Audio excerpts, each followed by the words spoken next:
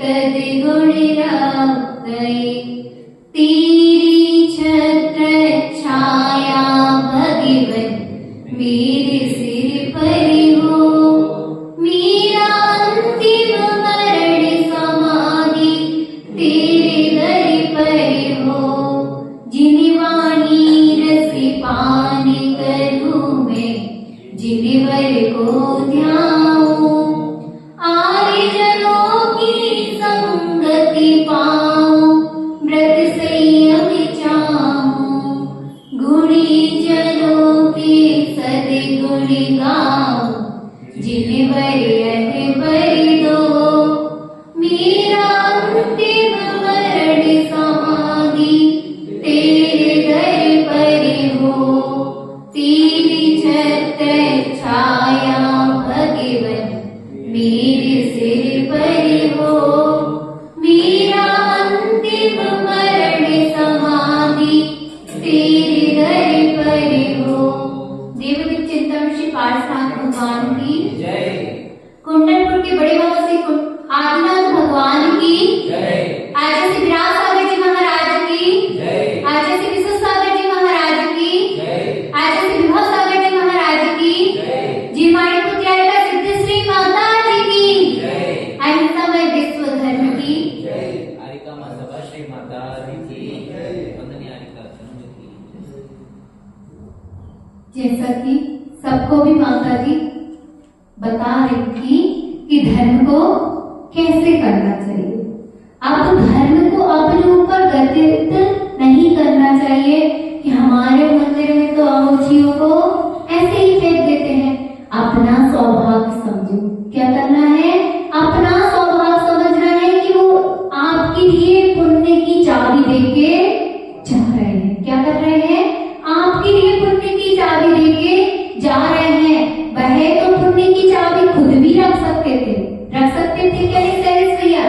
अपन भी पुण्य की चाबी रख सकते थे, मगर हमने इतनी उदारता है कि हम आपको चाबी देके चले जा रहे हैं, क्योंकि हमको फिक्र नहीं है कि हमको पता है कि जो काम आप कर सकते हो वह काम तो आप ही करोगे।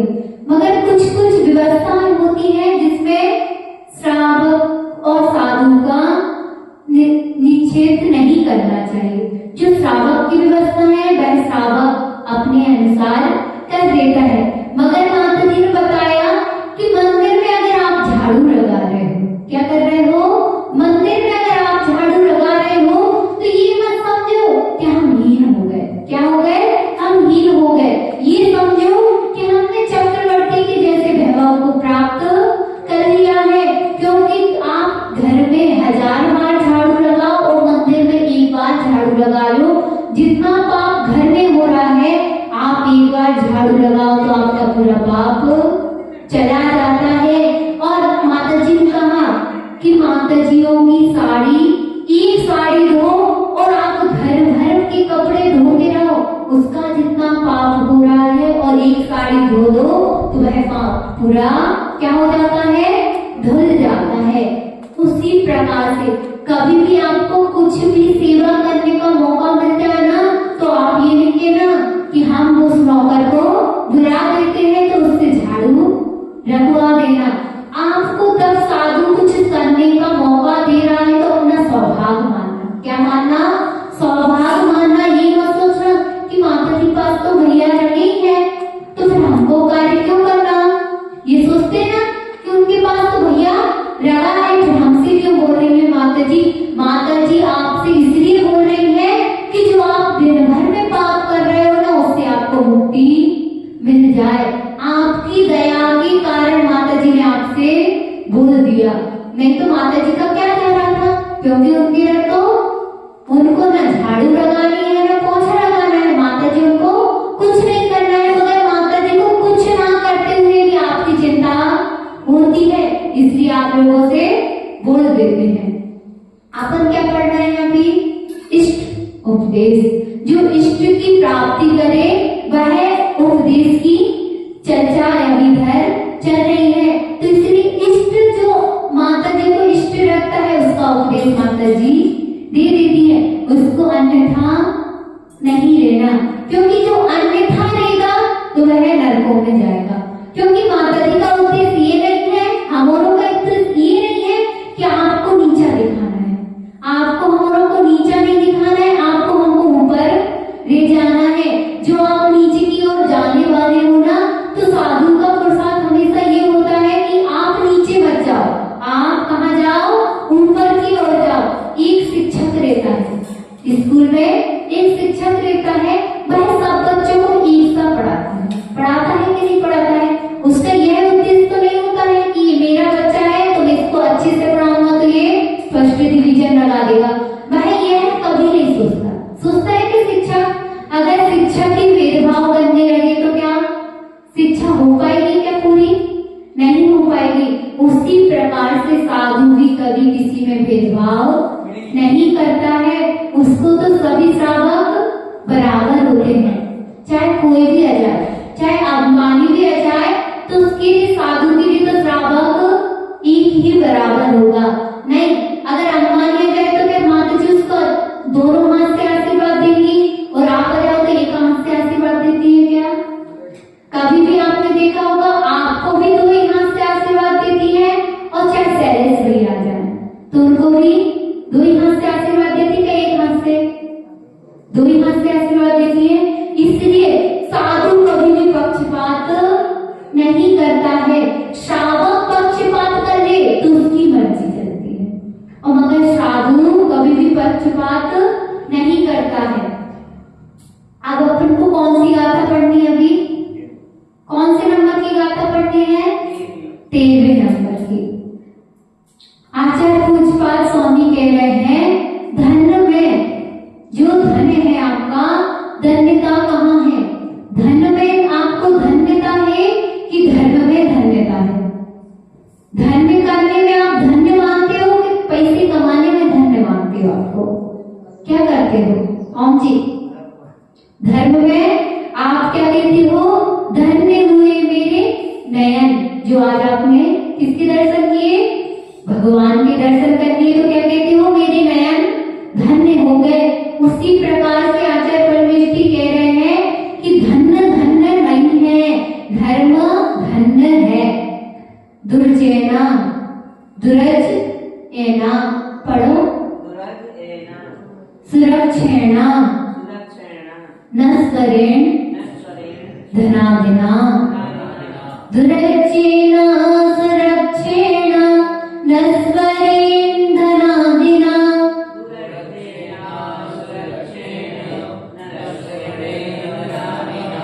स्वस्त्यं मन्यो जना कोपि जर बा निव सर्पिसा। स्वस्त्यं मन्यो जना कोपि जर व निव सर्पिसा, धृज्येन सुरक्षेण नस्वरेण धनादिना, स्वस्त्यं मन्यो जना कोपि जर व निव सर्पिसा।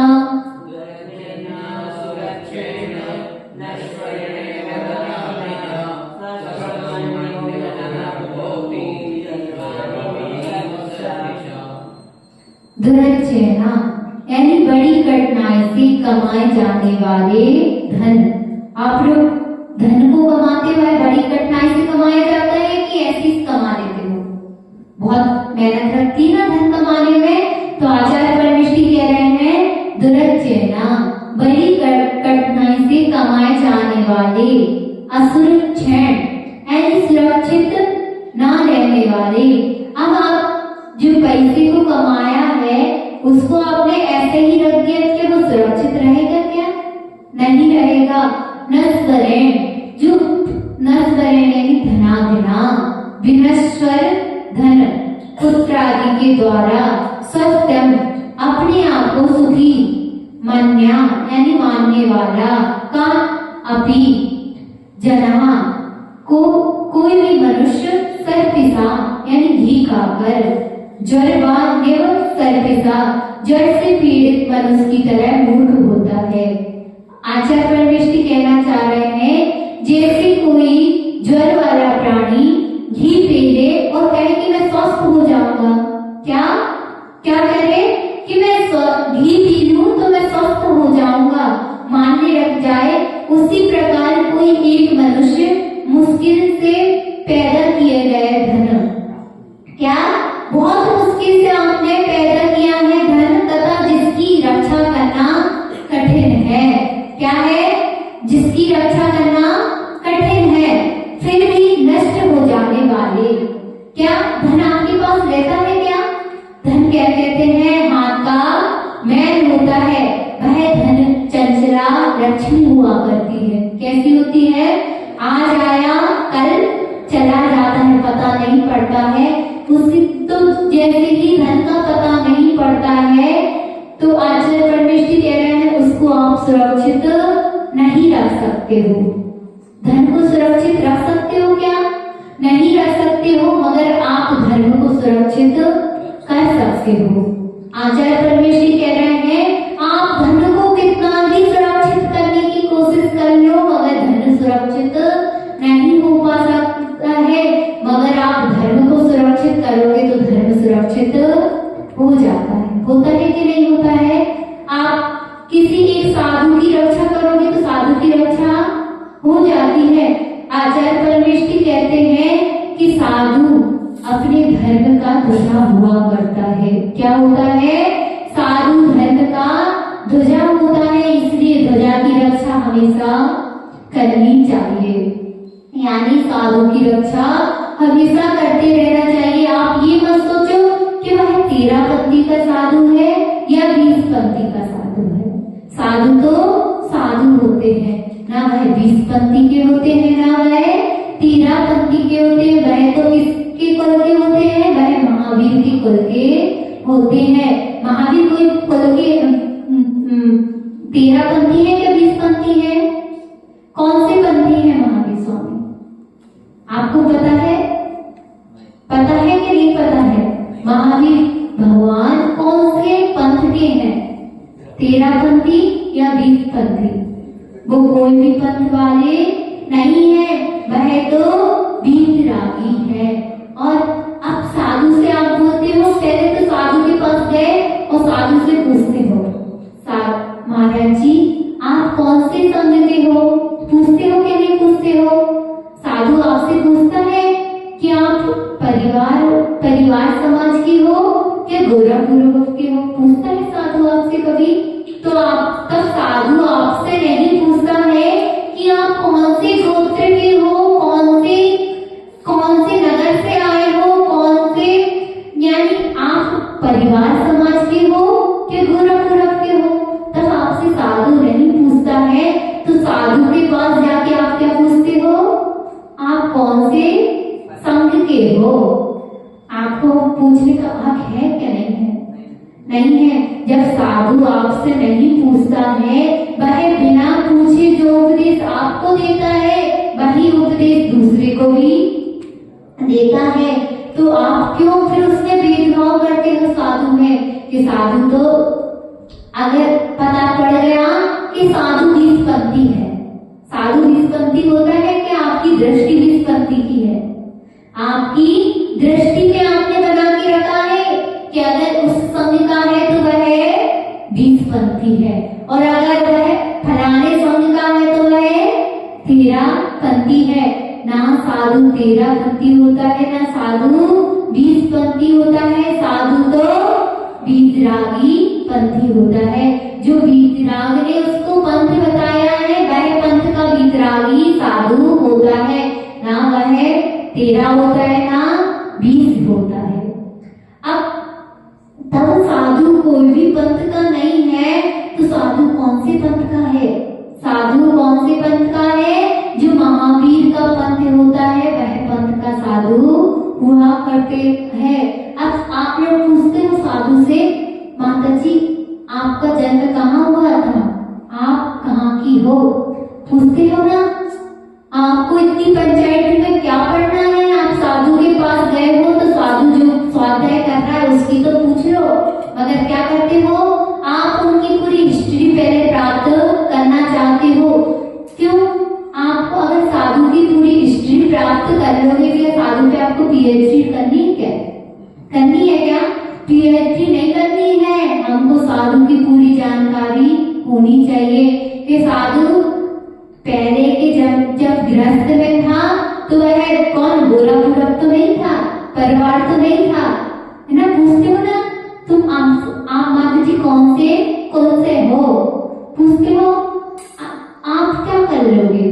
साधु का कोई कुल होता है क्या? नहीं होता है। अगर साधु एक बार साधु बन जाए तो उसका नगर और स्थान परिवर्तित हो जाता है।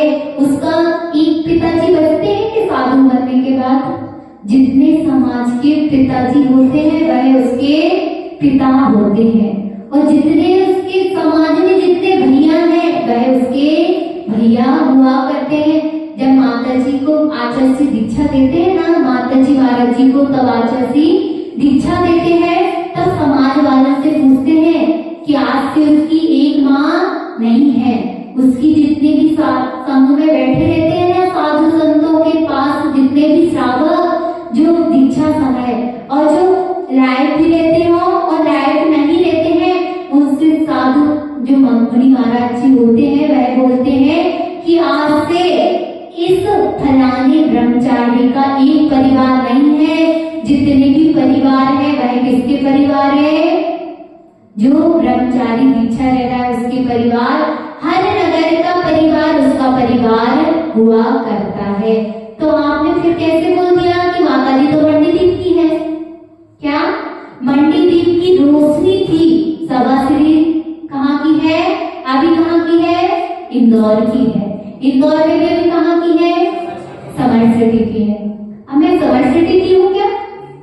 साधु एक जगह का कभी नहीं होता है। साधु ना मंडी द्वीप का है ना समर सिटी का है। साधु तो जैसा चलता पानी होता है ना, बहता पानी चलता साधु, जैसे पानी चलता जाता है ना वैसे भी साधु चलता जाता है। अगर आचार्य प्रविष्टियों ने कहा है कि साधुओं को सिर्फ 4 महीने के लिए कहाँ रुकना चाहिए?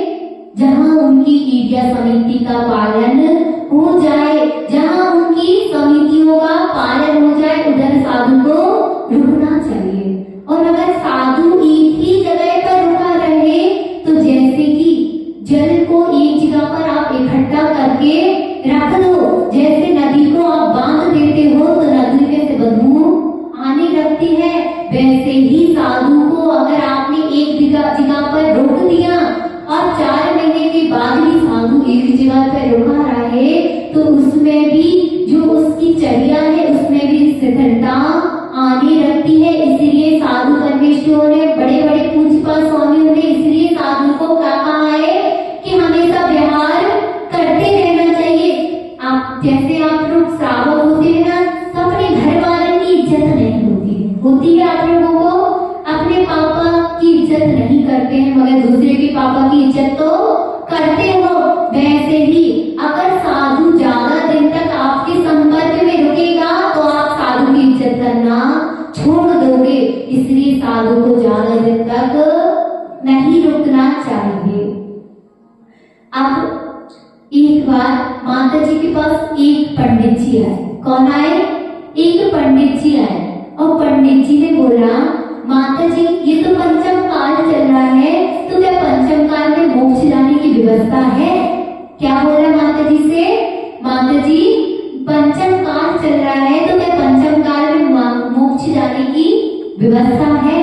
तो माता जी ने भी सहजता से कह दिया कि नहीं है, क्योंकि पंचम काल में तो मोक्ष जाने की व्यवस्था है ही नहीं है।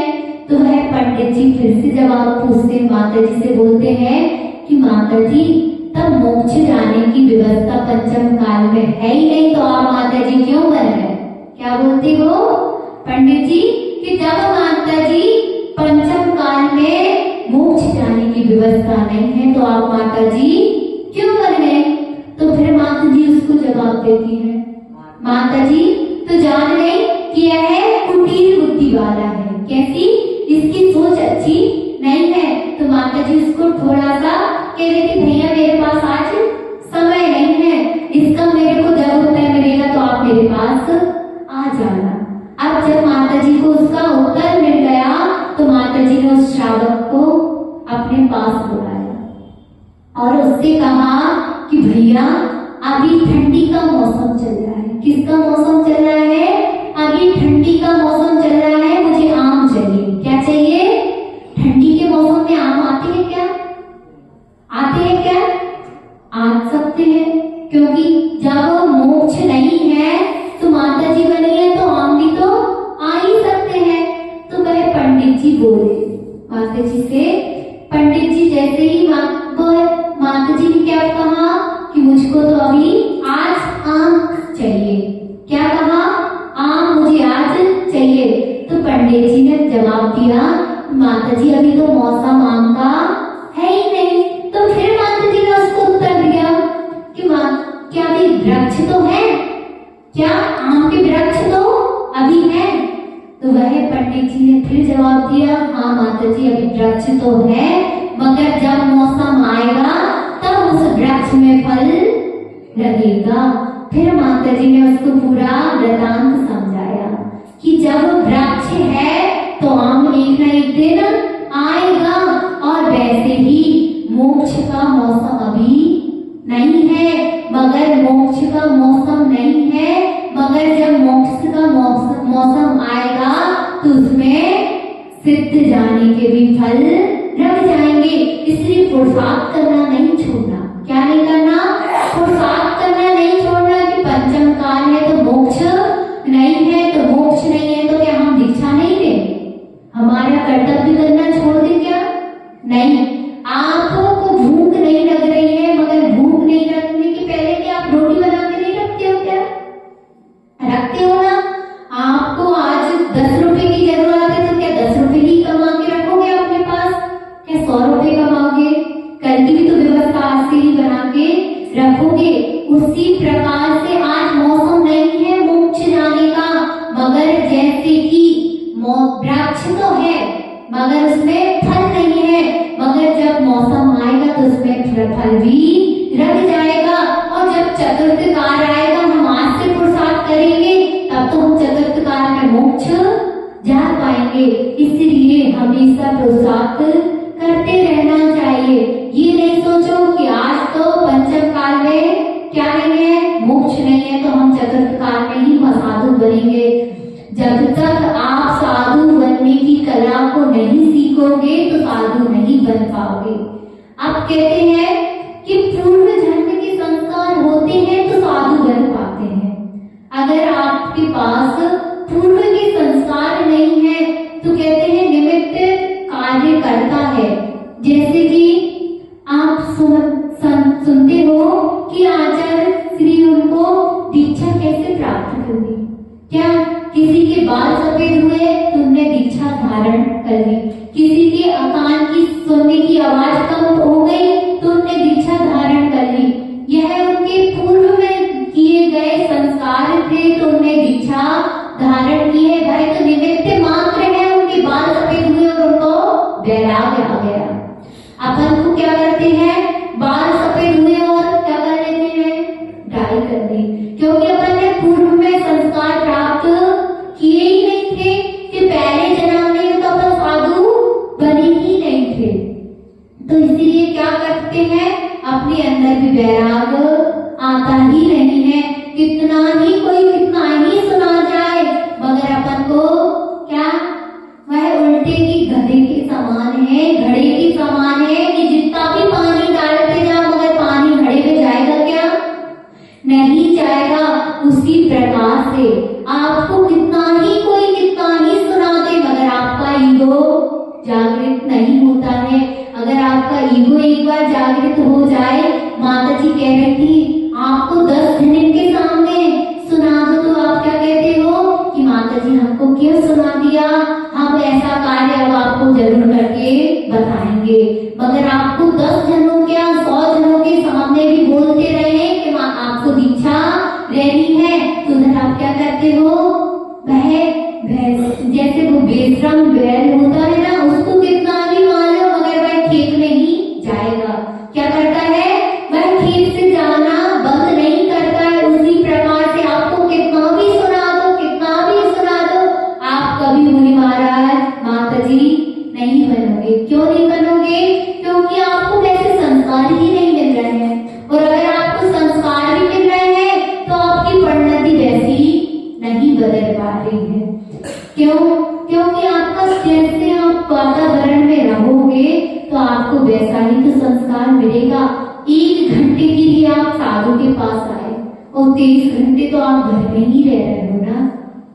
तो घर के संस्कार आपके ऊपर ज्यादा पड़ेंगे।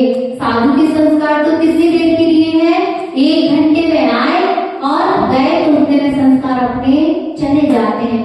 मंदिर में आए, माता जी ने कुछ बात कहा तो बहुत अच्छा लगता है, हाँ माता जी ने आज मुझसे बहुत अच्छा कहा, मैं कल दीक्षा धारण कर ही लूंगा। और घर पे गए तो फिर पत्नी ने बोल दिया कि नहीं ऐसी दीक्षा ली जाती है क्या, पहले घर वालों को तो देख लो। तो क्या लगता है, हाँ घर में भी वो पत्नी भी तो बहुत अच्छा बोल रही है, मेरे को पहले पूरी घर की जिम्मेदारी निभानी है।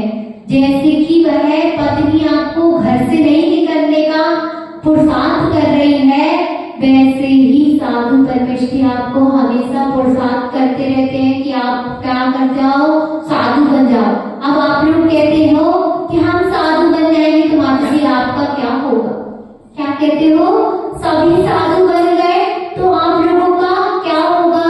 भैया जो हमारा होना होगा वह तो हमारा होगा ही, मगर जो आपका होना है वह भी तो बदल लो। साधु बनोगे तो आपका पुण्य नहीं है क्या, अगर आप साधु बनोगे तो आपकी सेवा करने वाले भी आ जाएंगे। कभी हमने सोचा था कि हम साधु बनेंगे कि समर सिटी में आ जाएंगे, वो तो हमारा पुण्य था तो समर सिटी में हम आ गए। अगर हमारा पाप का उदय होता तो हम समर सिटी में आ पाते क्या, नहीं आ पाते। उसी प्रकार से ये मत सोचो कि उस साधु का क्या होगा अगर हम साधु बन गए तो। साधु का पुण्य साधु के आगे चलता है, इसलिए आप साधु के बारे में तो सोचो, मगर तब तक सोचो जब तक अपने बारे में नहीं सोच रहे हो। क्या, जब तक अपने बारे में नहीं सोच रहे हो तब तक साधु के बारे में सोचो। जैसे कि साधु बन जाओगे तो दोनों का पुण्य मिलके तो कुछ ना कुछ कार्य करेगा। एक का पुण्य थोड़ा सा धीमा पड़ गया तो आपका पुण्य तो उसको खाने के लिए काम आएगा। इसलिए हमेशा यह सोचो कि मैं भी तो पुण्यात्मा जीव हूँ, मैं भी तो साधु बन सकता हूँ, मेरे पुण्य से फिर साधु का काम चल सकता है। अब संघ में सभी साधु होते हैं तो एक के पुण्य से चौका लगता है कि सबके पुण्य से चौका लग रहा है, क्या होता है, सबके पुण्य इकट्ठा होता है तब जाके चौका लग पाता है। इसलिए एक का पुण्य काम करता तो है, मगर सबका पुण्य का इकट्ठा हो जाएगा तो वह कार्य और तीव्र गति से हो जाता है। इसलिए पुण्य में कभी कसौटी नहीं करना कि मैं पुण्य करूंगा तो उसको फल मिलेगा। हाँ, आप पुण्य कर रहे हो। अभी माता जी कह रही थी कि हम 3 माता जी हैं। कितनी माता जी अभी आपकी समर सिटी में? 3 माता जी हैं। तो हम सामायिक करेंगे तो आपको कितना प्रतिशत फल मिल रहा है? 60%। और हमको कितना मिल रहा है? मात्र 40%। ऐसा हो रहा क्या? नहीं, हम जितनी सामायिक कर रहे हैं तो उसका तो पुण्य हमको मिल रहा है, मगर थोड़ा बहुत आपको भी मिल रहा है। मगर थोड़े बहुत में आप संतुष्ट हो जाओगे क्या? आपको भी तो अपना पूरा प्रतिशत मिलना चाहिए ना, तो इसलिए आपको भी पुरुषार्थ करना पड़ेगा। कहते हैं कि जैन धर्म पुरुषार्थी धर्म है। जैन धर्म में पुरुषार्थ किए बिना फल की प्राप्ति नहीं होती है। अब आप आचार्यों के पास जाते हो और पुरुषार्थ नहीं करो और कहो कि आचार्य हमको चतुर्मास मिल जाए, तो ऐसा होता है क्या? जब 10 बार जाओगे तब जाके आपको 1 बार चतुर्मास मिलता है, और बिना पुरुषार्थ के आप सोचो कि चतुर्मास मिल जाए, तो ऐसा होता है क्या? नहीं होता है। जब हमारा भी चतुर्मास करवाना था ना तो भैयाओं ने भी 10 बार हमारे पास आए थे, क्या नहीं आए थे भैया? तब जाके आपको चतुर्मास की स्वीकृति मिली थी। इसलिए हर चीज को करने के लिए पुरुषार्थ की जरूरत होती है। इसलिए पुरुषार्थ करोगे तो आप एक ना एक दिन परमात्मा बन जाओगे। वो पुरुषार्थ नहीं करोगे तो एक ना एक दिन आप क्या बनोगे? राक्षस बन ही जाओगे। इसलिए पुरुषार्थ करते रहो, पुरुषार्थ में कभी कभी मत करो।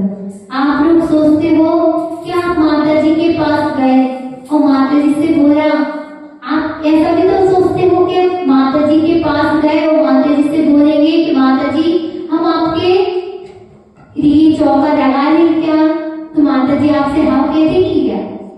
कहते हैं कि क्या है, आपको पुरुषार्थ करना पड़ेगा, पुरुषार्थ के साथ आपको चौका लगाना पड़ेगा, तभी तो माता जी आपके घर पर आएंगी। वैसे घर पे आएंगी क्या माता जी? नहीं आएंगी। क्यों नहीं आएंगी? क्योंकि साधु तो किसी के घर पे जाता ही नहीं है। साधु किस कार्य से साधु के घर पे जाता है? या तो किसी की समाधि चल रही हो तो किसी के घर पे पहुंच जाए, या किसी का चौका रहा हो तो साधु उनके घर पे पहुंच जाता है। और अगर आपको साधु को अपने घर पे बुलाना है तो उसके लिए आपको क्या करना पड़ेगा? पुरुषार्थ करना पड़ेगा। और पुरुषार्थ कैसे होगा? अब साधु को अपने घर पे बुलाना है तो क्या क्या कर दो, आप अच्छी सी पार्टी रख दो, तो क्या साधु आ जाएगा आपके घर पे? नहीं आएगा। अगर आप सोचो कि हम किटी पार्टी रख दे और माता जी को निमंत्रण दे आए कि माता जी हमारे घर पे आ जाना, तो क्या माता जी आ जाएंगी?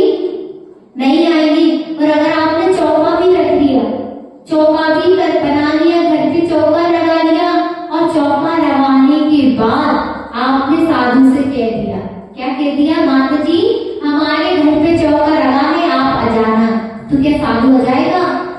नहीं आएगा। उसके लिए आपको क्या करना पड़ेगा? पुरुषार्थ करना पड़ेगा। पहले साधु का समय मैनेजमेंट करना पड़ेगा कि साधु कितने बजे चौकी के लिए उठता है, उतने बजे आपको पुरुषार्थ करके मंदिर आना पड़ेगा। जब मंदिर आ जाओगे तो फिर पुरुषार्थ करना पड़ेगा। किसका पुरुषार्थ करना पड़ेगा? अब पड़गाहन करने का पुरुषार्थ करना पड़ेगा। अब जब पड़गाहन का पुरुषार्थ कर दिया तो क्या साधु को पड़गाहन करके घर उधर ही छोड़ के चले जाओगे? नहीं। क्या करोगे? घर तक ले जाने का पुरुषार्थ करोगे। अब घर पे तो आप ले गए साधु को, अब साधु को घर के बाहर खड़ा कर दोगे क्या? नहीं। अब उसके लिए भी आपको पुरुषार्थ की जरूरत है। किस पुरुषार्थ की? अब घर पे तो ले गए हो तो साधु को क्या कहोगे? मामा गृह प्रवेश कीजिए। अगर आपने ऐसा नहीं बोला तो साधु क्या करेगा? 5 मिनट खड़ा रहेगा और 10 मिनट बाद वापस हो जाएगा। उसमें भी आपको पुरुषार्थ करना पड़ेगा। इसलिए हर कार्य की भी पुरुषार्थ की जरूरत होती है। आप जब पढ़ने जाते हो तो बिना पढ़े के पास हो जाते हो? उसमें भी तो मेहनत करनी पड़ती है। इसलिए हर कार्य के लिए जो भी कार्य कर रहे हो उसमें पुरुषार्थ की जरूरत होती है। इसी प्रकार से आचार्य परमेष्ठी कहते हैं कि आपको ज्वर आ रहा है तो क्या घी पीने से आपका ज्वर अच्छा हो जाएगा? हो जाएगा क्या? नहीं होगा। उसके लिए भी आपको पुरुषार्थ की जरूरत पड़ेगी। आचार्य परमेष्ठी हमेशा कहते हैं कि जो हो रहा है वह अच्छे के लिए होता है। क्या होता है? जो होता है वह अच्छे के लिए होता है। मैं अपनी बातों को विराम दूंगी मगर एक भजन के साथ। जो हो सो हो, जो है सो है, हमको क्या, हमको क्या। साधु क्या सोचता है? जो हो रहा है वह भी अच्छे के लिए हो रहा है और जो नहीं हो रहा है वह भी अच्छे के लिए होता है। जन्म सुनिश्चित मरण सुनिश्चित, कर्मों का फल मिलना निश्चित। जन्म सुनिश्चित मरण सुनिश्चित, कर्मों का फल मिलना निश्चित। फिर भी योगों की क्षण में क्यों घबराने से क्या। जो है सो है, जो हो सो हो, हमको क्या, हमको क्या। पर तुलना में हंसना रोना, सुखी दुखी क्यों पर होना। चेतन को इन क्षणिकायों में आखिर मिलता क्या। जो है सो है, जो हो सो हो, हमको क्या, हमको क्या। अब इसमें आप क्या कह रहे हैं? जन्म तो सुनिश्चित है और मरण भी सुनिश्चित है, मगर इन दोनों में आप क्या करते हो?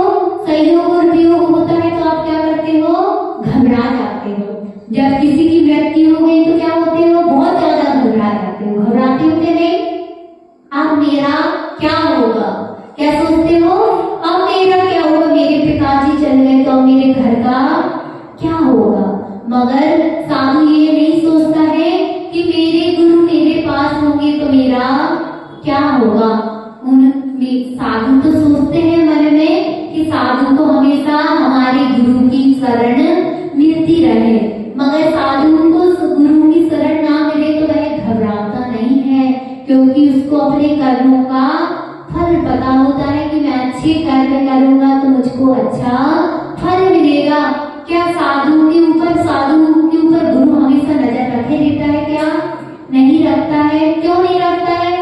क्योंकि उसको अपने शिष्यों पर विश्वास होता है कि मैंने जो शिक्षा दी है तो उसका फल अच्छा मिलेगा।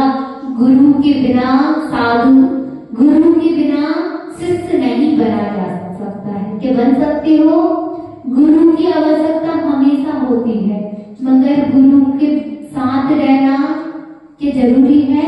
गुरु के बिना भी शिष्य बना जा सकता है। एक रट्टी सा कहानी सुनिए आपने, बिना गुरु के भी वह शिष्य कैसा बना। आज उसका नाम पूरे जग में चर्चित है। कैसे चर्चित है उसका नाम पूरे जग में? जो गुरु के बिना उसने क्या करना सीख लिया था? धनुष चलाना सीख लिया था। बिना गुरु के आप भक्ति करना सीख सकते हो क्या? नहीं सीख सकते हो। गुरु की तो आवश्यकता अपन को हमेशा पड़ती ही है।